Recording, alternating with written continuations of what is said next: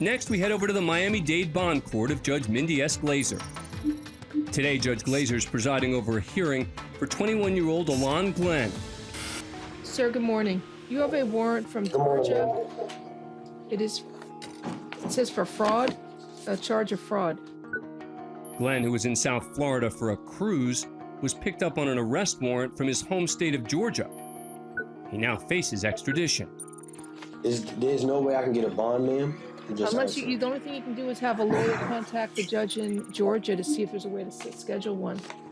It's a fraud charge. Okay, so will I be able to do that? You can call a lawyer. No? Call whoever you want from the jail. Having passed on the information Glenn needs to potentially get out on bond, Judge Glazer notices an interesting detail about his case. He was picked up at the cruise. What were you on, the Breeze? Yes. Yeah, me too. Isn't that cool? Or you had a nice cruise?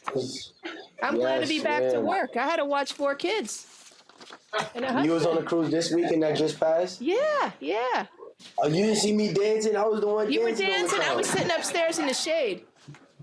It was a fun time, huh? Yes, you were in a contest by the pool now, were you? Nah, I didn't see you. Yeah. Yeah, you were. I definitely was. All right. I'm sorry you have to go through this, sir. Judge Glazer seemingly appears to side with his request for bond, citing him as a non-flight risk. I mean, if he wanted to flee, he could have fled in, what was it, St. Martin, St. Kitts? Yeah, you feel me? I don't want to run away. With their cruise ship flashback all but over, he has 2 options. You can waive extradition, agree to be sent back to the state of Georgia within 15 days. If they don't come pick you up, you'll be released. You can also contest extradition and fight going back. If you contest extradition, you can be held in our jails for up to 90 days. Are you going to waive?